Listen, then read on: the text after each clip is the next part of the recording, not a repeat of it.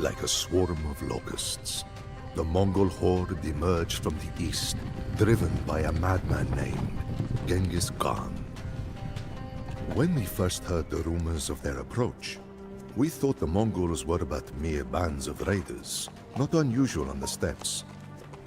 But when spies from the east told us that the Mongols had utterly destroyed the Persian Empire, putting its civilians to the sword and burning its cities to ash in 3 short years, we realized that we had severely underestimated them.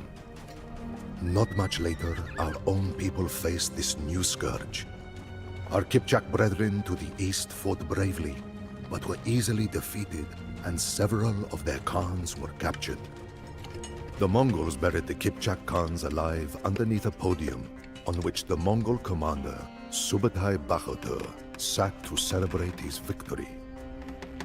The Mongols called it an honorable death, only reserved for nobility and royalty. I believe that these Mongols are evil demons sent to torture us. Only the western part of our once mighty confederation remains, and with it, the great Cumania has become a mere shadow of its former self. However, one of the Khans, Kotyan, recognizes our peril and is rallying all of the tribes to unite against the invaders. Putting aside his pride, he has turned to our sworn enemies, the Rus, and is asking them to join the fight. They may be hostile towards us, but we have no other choice. The Mongols will scourge this earth and enslave everyone on it. Let us hope that the Rus princes come to realize that too, before it is too late. The Rus principalities were not easy to persuade. However, when news reached the Rus princes that a large Mongol army was riding west toward the Dnieper River, they accepted Kotyan's offer. Now, a united army of Rus soldiers and human horsemen stand together to face the incoming Mongol horde.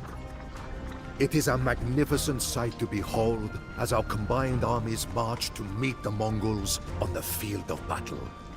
Beams of sunlight dance on the shields of the Rus foot soldiers, the full body armor of the boyars, and the iron-clad Cuman horsemen. If this odd coalition of Rus and Cumans can stand united, we might have a chance of withstanding this scourge from the east. The sky has turned dark with the smoke of burning tar. Through it one can see the bodies of men and horses scattered on the battlefield. Despite our large numbers, our armies were swept away from this earth like dust on a field. The Mongols knew perfectly how to exploit our weaknesses and divide our forces. The hooves of the charging Mongol horsemen sounded like thunder, and their arrows poured down on us like rain. Smoking projectiles fired by Mongol catapults caused confusion among our ranks and blocked our line of sight. We saw Rus princes charge into the smoke, never to be seen again. After 9 long days, the combined Rus and Cuman armies were completely annihilated. Morale is at an all-time low for those who survived. We Cumans know that all hope is lost for our ancestral homeland. To escape certain death or slavery, we will retreat beyond the Dnieper River to rally and ride west. At least Khan Kotyan survived the battle, which gives us a tiny bit of light in these dark times. His calm presence and confident voice can still give hope to the men. When looking into the empty eyes of the men sitting in front of the yurts, it is hard to imagine that these men were once fierce steppe horsemen, warriors who were feared by European kings and Byzantine emperors alike. Our Khan is devastated by the recent events as well, and has not eaten since the battle. Each time Kotyan emerges from his tent, his face appears older and more gaunt. Pressured by the Mongol horde, we have no other choice than to keep moving south. At night, Tatar and Mongol raiding parties ambush Cuman guards who wander too far away from the camp. It would be yet another sleepless night for the men. Although many of us had given up hope, Khan Kotyan still believed in our survival. The messengers that he had sent west returned with good news. Even though we did not expect much grace from the Europeans that we raided for so many centuries, King Bela IV of Hungary offered our people asylum in his country. For the first time in months, our people rejoiced. However, before we leave for Hungary, we must first save our kinsmen trapped by Mongol and Tatar raiders in nearby Wallachia. The situation is dire, but news reached us that a fellow Khan named Gurgen is fighting off the enemy raids, trying to rescue our people. If we can reach him in time and rally the remaining tribes, we might have a chance of saving what is left of the free humans. Although our people numbered up to 40,000 men, women, and children, the Hungarian king welcomed us with open arms. Hungarians and Cumans greeted each other amicably, and festivities ensued for days. Our leaders were baptized by the Hungarian priests, and many of our people followed their example. When the festivities end, we will settle in the Hungarian valleys, set up our yurts there, and send our herds out to the fields. Everything seems to be better now. Still, we should not get too comfortable with the Mongol army converging on the Hungarian border. Our horsemen will help the Hungarians defend their lands, but we are not the only ones who have come to their aid. Duke Frederick of Austria, an old rival of King Bela, has come to Hungary with a company of heavy-armored German knights. We are suspicious of these strangers, but there is no time for internal squabbling, not in such dire times. Treachery. While attending a lavish feast thrown by a Hungarian lord, Khan Kotyan was murdered in cold blood by Hungarian and German knights. Our people are outraged and are out for blood. The Hungarians think we will scatter without Kotyan's leadership, but they are wrong. They have united us in pursuit of one goal: to avenge the death of our one true Khan. Our clan leaders have come together and taken an oath according to the old human traditions. With sword in hand over a dead dog cut in two, they swear not to dismount their horses until Kotyan's death has been paid back in blood. If our leaders fail to honor their oath, their own clansmen will ensure that they suffer the same fate as the dog that they swore the oath upon. That is the way of the Cumans. We will act before the combined armies of Frederick and the Hungarian lords arrive. We know that there is a safe haven to the south in Bulgaria. The Bulgarian emperor is of Cuman descent and is ready to provide safe passage for our elderly and young. In the meantime, all men and women able to mount a horse will venture out to raid the Hungarian countryside. Our vengeance will be swift and thorough. We will show no mercy. Hungary will burn. We left no stone unturned and spared no living being. Every shack, hovel, and hut was burned to the ground, all livestock killed, and all farms trampled to dust. After we had plundered the last village before crossing into Bulgaria, I looked over my shoulder and saw nothing but a nightmarish vision of red and black, as if we had brought hell to the surface of the earth itself. The Hungarians will think twice in the future before double-crossing us. After we left Hungary, weakened and defenseless, the Mongols invaded, defeated King Bela and his army, and devastated the country once more. The kingdom is in such a poor state that refugees say that the church bells in Hungary have been quiet for weeks, and wild animals now roam the streets of the cities. King Bela fled to Austria, where Duke Frederick used the king's weak position to extort land and make him swear fealty to the Holy Roman Emperor. Just like us, King Bela fell for the treachery of the Austrian Duke and the Hungarian nobles. Our people stand at the crossroads.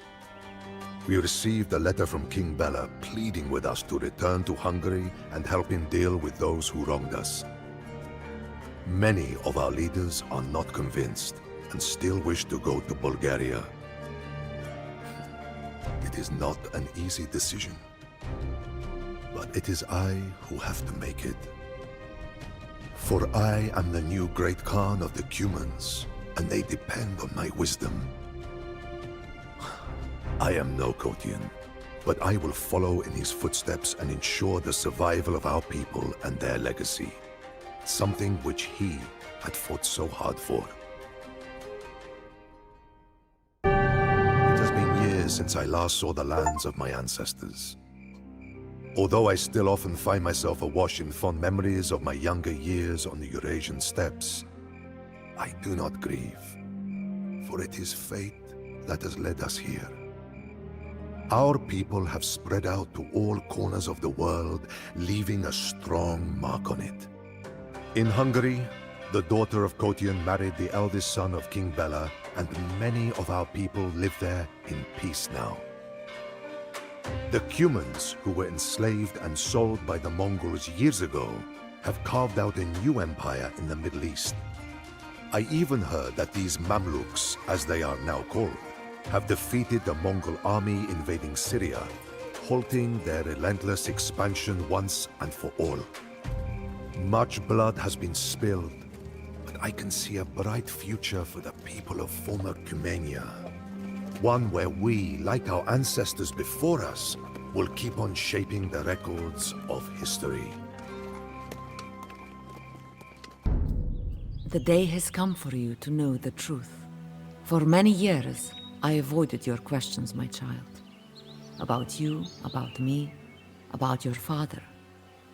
But you must know, you're not from here. Your homeland is to the north, in Bulgaria. Let me tell you a tale. Once, a powerful noble named Constantine led a rebel army to Turnovo, the capital of Bulgaria. The reigning Tsar, a murderer who had usurped the throne, fled with his son Ivan to the court of the Roman Emperor. The grateful nobles of Bulgaria, a class of men called the boyars, proclaimed Constantine Tsar. The new king brought peace to Bulgaria. He wed the emperor's niece and even arranged the marriage of the Roman ruler's daughter to a one-eyed Mongol Khan. But such peace was not to last. Men are like wolves. They smell weakness. While riding, the Tsar fell from his horse, shattering his legs and spine. The crippled Tsar watched helplessly as his kingdom descended into anarchy. Tatar raiders invaded his lands, while the boyars busied themselves with increasing their own power. For fear of the raiders' torch, the peasants accepted the boyar's whip. A most unlikely man changed this fate. A common pig farmer appeared in a small village. His hands were calloused, and his weathered face was like that of any man who worked for his livelihood. But this man was different. Not only did he urge the people to resist the Tatars, but he somehow turned his words into action, leading a militia to defend the villages. Soon, his unlikely successes attracted the attention of far more powerful and ruthless men.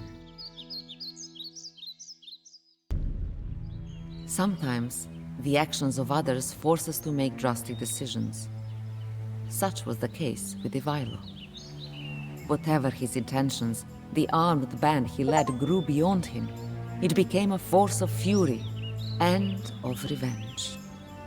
Having overthrown their masters, the peasants took vengeance on the hated nobles, murdering their families before blinding them with scorching hot needles.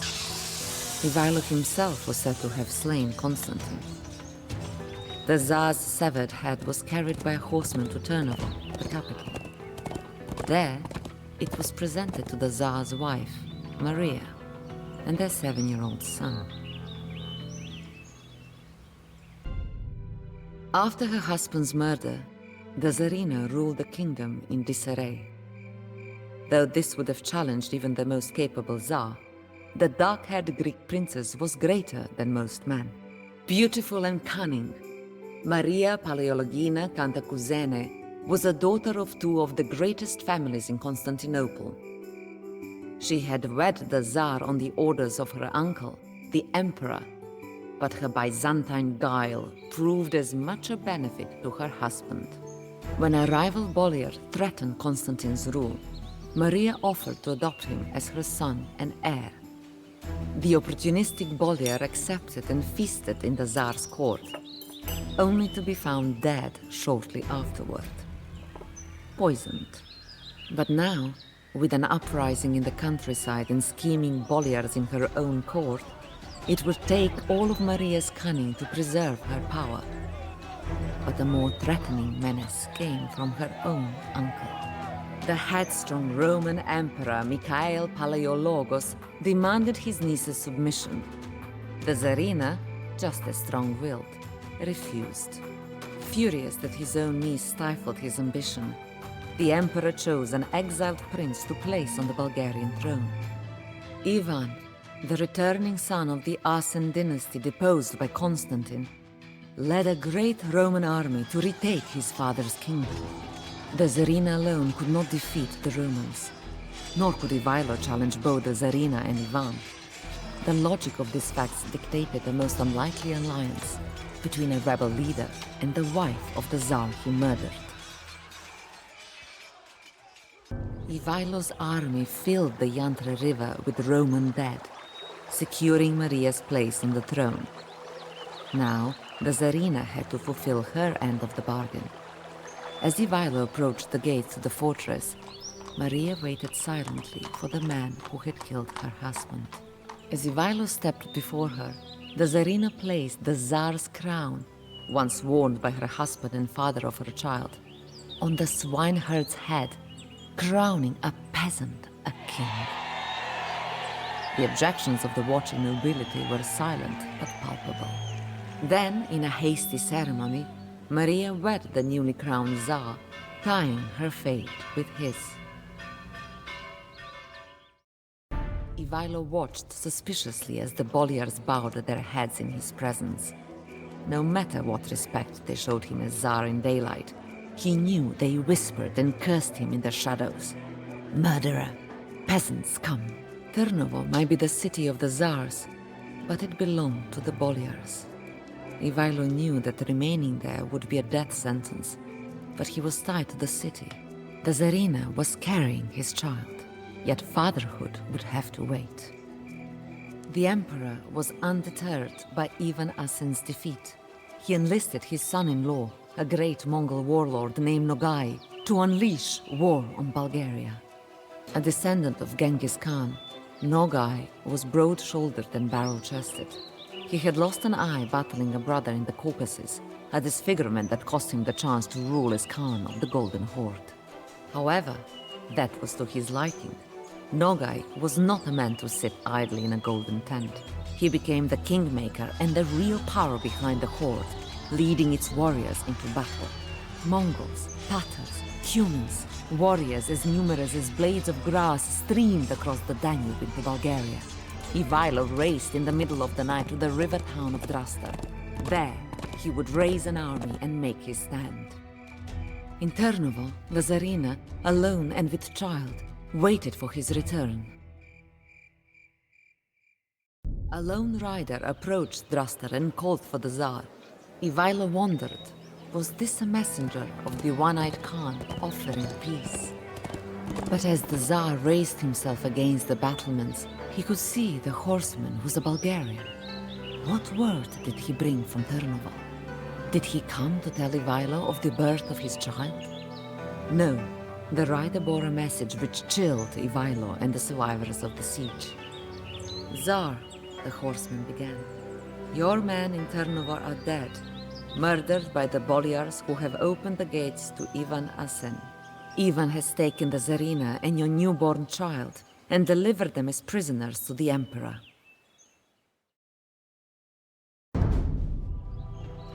Ivaylo rode south, galloping past torched villages and overturned fields. He rode under the tall peaks and through the narrow passages of the Balkan mountains. There, the remnants of his army would make their final stand.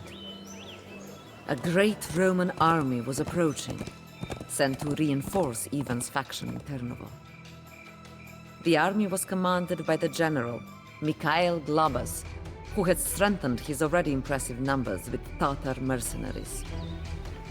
With Ivan in the north and the Romans marching from the south, Ivaylo knew neither refuge nor retreat remained for his last followers. His men would win or die in these mountain passes. But these valleys had witnessed impossible victories before. Here was where Bulgarian khans and czars etched their places in history. The walls of granite rock echoed the names of heroes like Krum, Simeon, and Kaloyan the Roman slayer. To these, the names of Ivaylo and his men would be added. Ivaylo's impossible victory at the Kotel Pass brought fear to Ivan. He abandoned Ternovo and fled to the Emperor's court. The Emperor offered no solace to a coward. In Ternovo, no sooner had the Bolyars discovered the Tsar's throne empty than they began to squabble over it. The wisest of the Bolyars reminded the others that the kingdom was still threatened by both Mongols and Romans. Bulgaria needed stability, and that would mean all Bolyars would need to unite under a single banner. From among their ranks, the Bolyars found a warrior to defend and unite the kingdom. A man descended from the tribe of the legendary Cuman warrior, Kotyan. They chose Georgi Terter as Tsar. Betrayed by Georgi Terter, Ivaylo returned to Ternovo, but the gates were barred to him. His men finally gave up hope. They returned to their fields, their uprising in Ivaylo's brief reign just a memory, to be lost and forgotten. But Ivaylo could not forget. As he stood powerless before the city's walls, the weight of his fate as a mere pig herder finally weighed upon him. He had defied all odds. He had not just challenged a Tsar, a Khan, and an emperor, but had upset the very order of the world. He, a swineherd, had dared to overthrow kings and make men free. With these thoughts, Ivaylo took the greatest risk of his life. Perhaps blinded by his ambition, or blinded by his hope, Ivaylo turned to his enemy for help. He sought redemption in the land of the blind, where the one-eyed man is king. The one-eyed Khan ordered a feast for Ivaylo and Ivan Asen, where he listened to their arguments on why he should support one over the other. Then, having heard enough, Nogai rose and pointed to Ivaylo. In that moment, it is said that Nogai's guards seized Ivaylo and murdered him. The body was taken away as Nogai returned to his seat and finished his meal. But I am not so sure that was the end of our hero. In the years since, Ivaylo has appeared again in many places and many times. Wherever the downtrodden have the courage to fight for freedom and justice, Ivaylo seems to appear. He lives in all of us, and especially in you, my child. I can see you're confused. I know you're thinking, what does this pig-herding Tsar have to do with me? Don't you see, my dear? I lived in Bulgaria then. So did you, in fact. You were very young then. A mere baby when I wrapped you in your swaddling clothes and carried you here. It was on the day when the Emperor, my uncle, took us from Ternovo and from your father, Tsar Ivaylo. The man's eyes surveyed the room as he began to speak. A life of flight is a cruel thing. I have seen numerous battles and escaped the clutches of death too many times to count. Thousands of men once followed my call, but I am now without land, army, or title. Oh, that I have left is my quest for vengeance. Precious time passes as I speak, so I will be blunt. Doom rapidly approaches your land, and you must be ready for it. The armies of the accursed Tamerlane draw ever nearer, watering the ground with blood. This warlord is the greatest scourge ever seen in all Asia. If you will listen, I will tell you of his conquests, of the terror that he has inspired. Born into the Barlas, nomads inhabiting the Central Asian steppe, Tamerlane was bred from birth to be a warrior. He spent his youth as a mercenary in the service of the local chieftains, but soon rose to power when his father, a chieftain himself, died. At this time, Transoxiana was divided between four powers. In the west lay the White Horde and the Blue Horde, mere shadows of the former glory of the Golden Horde. In the east were the two wings of the declining Chagatai Khanate. Tamerlane set his sights on these divided rivals. He was outnumbered, but he had a plan.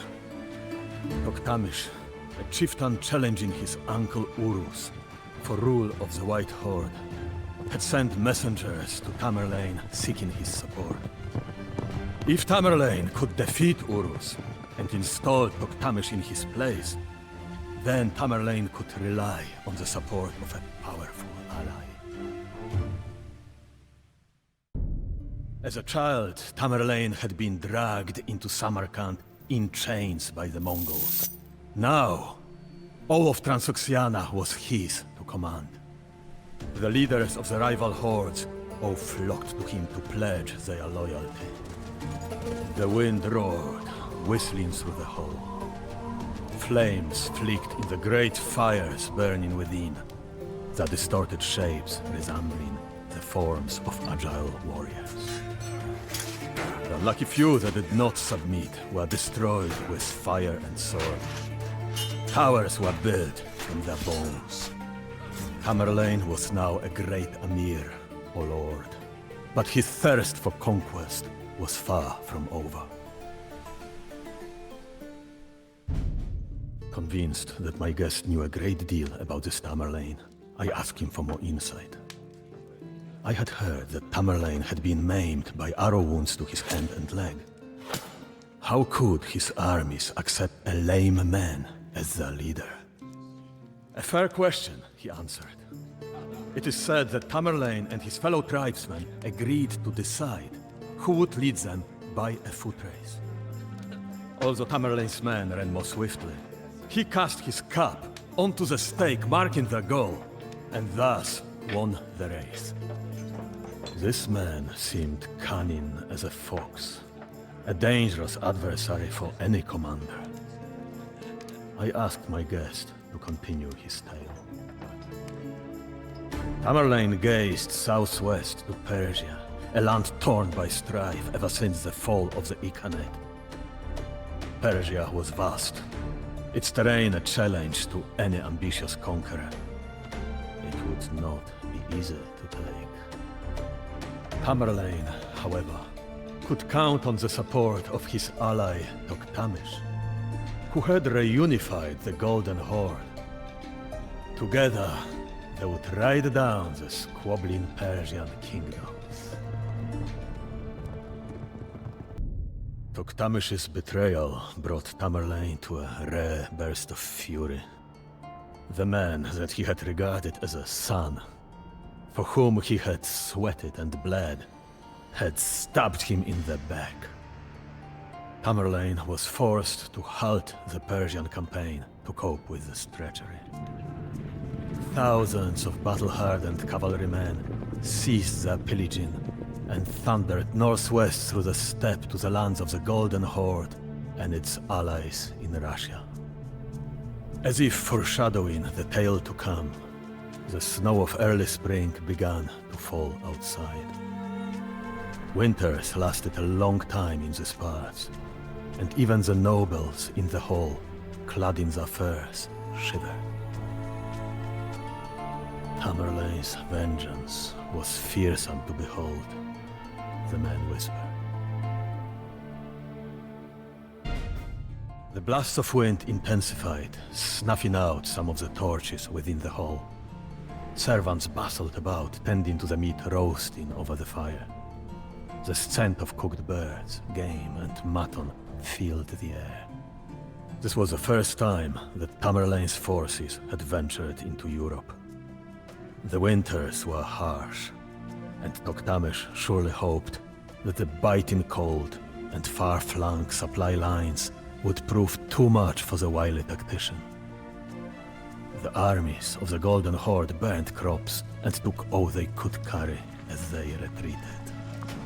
Toktamish knew that Tamerlane would show no mercy. Terrifying reports reached his ears of torched villages and mountains formed from the bones of the slain. Wherever Tamerlane went, it seemed that flock of carrion birds were never far behind. Entire towns surrendered upon hearing of the brutal destruction of one of their neighbors. Toktamish had no choice but to engage the rampaging forces of his enemy. The armies met near the banks of the Kondarcha River sometime during the early weeks of the summer. Crows and vultures circled above the field, an ominous foreshadowing of the carnage to come. Raging fires, torrents of blood, piles of ash, the clash of iron, and the screams of the dying. These were the horrors that Tamerlane visited upon the cities and people of the Golden Horde. The cities of Ryazan, Sarai, Astrakhan, Azov, and Ukek were reduced to rubble. All that remained, aside from the ruins, were the towers of bones that were built from the corpses of the dead. Those who survived were driven like sheep to march in unspeakable cold. Toktamish had no choice but to flee west to Lithuania. Tamerlane was determined not to let the traitor escape, but word soon reached him of a rebellion within his homeland. Leaving the hunt in the hands of two of his generals, Tamerlane swiftly returned home to restore order, at the point of a blade. Listening to the stories of the stranger had stirred our appetites, and we eagerly began to devour our meal. I invited the old man to sit next to me. I still thought that this Tamerlane was more myth than man. Surely he had been beaten in a battle at least once. The man has the cunning of a wolf and the composure of an owl. In some battles, he strikes hard at the center of the enemy line, while in others, swift horsemen outflank the opposition.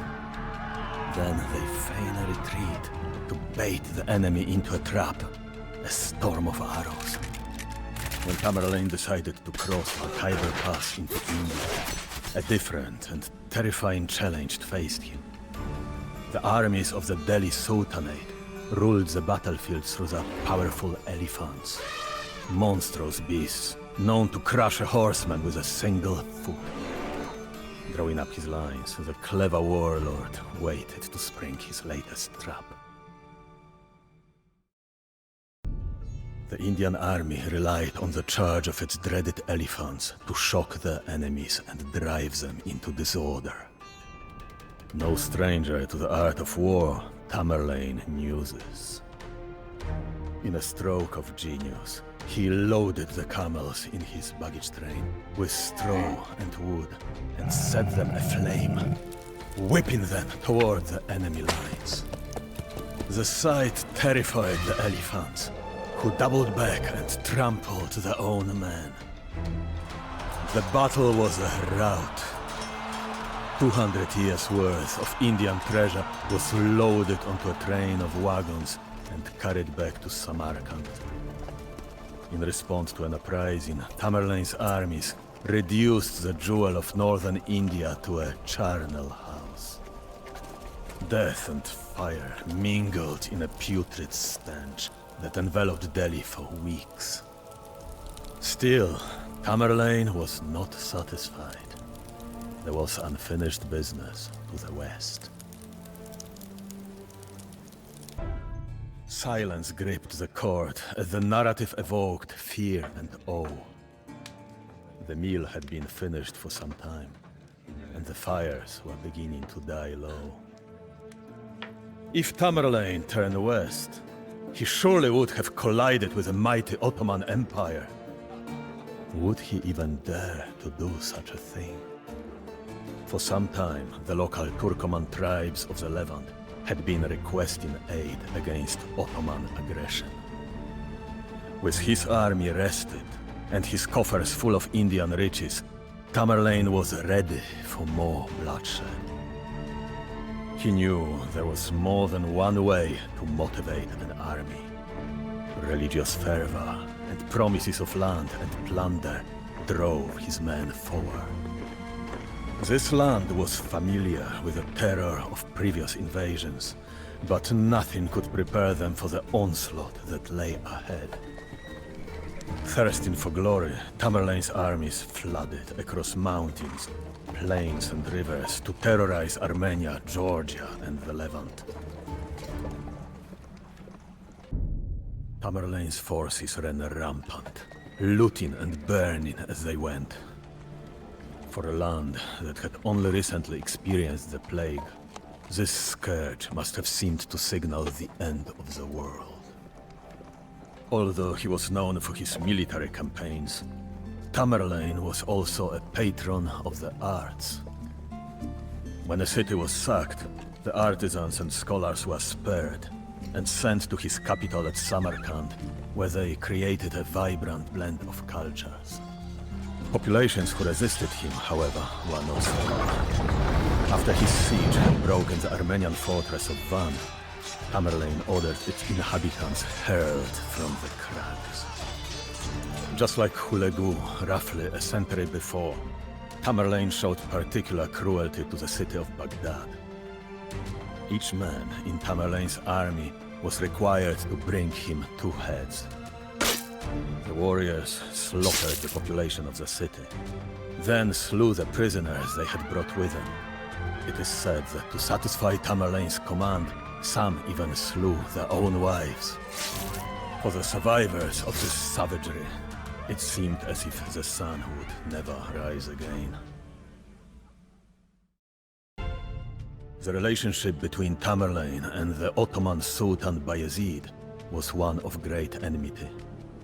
The two of them had been exchanging scathing letters for years. Finally, Tamerlane had the opportunity to crush his rival, whose armies were weary from wars in Byzantium and Hungary. Even so, the Ottoman Empire was no trifling opponent, its army driven by intrepid leadership and the power of its Janissaries. The Ottoman force marching to meet Tamerlane was large, but divided. Turks, Serbs, Tatars, and various other vassals all contributed troops to this powerful yet volatile force.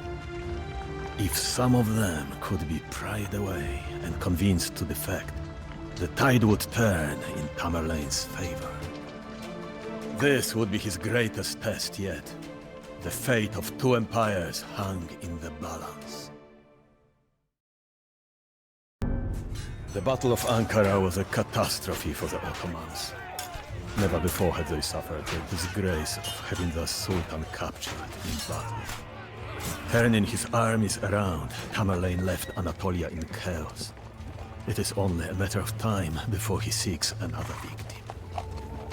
The man ended his tale on that foreboding note.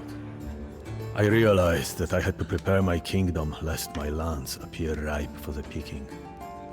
I ordered everyone to retire to their quarters. We would discuss this new danger in the morning, with clear and ready minds. Suddenly, the doors burst open, and a servant rushed towards me.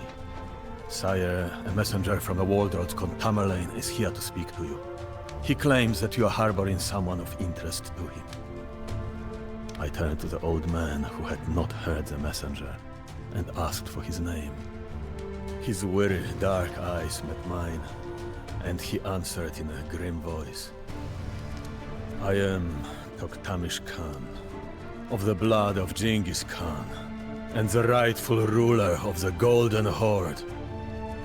Landless and friendless, all I have left is my tale.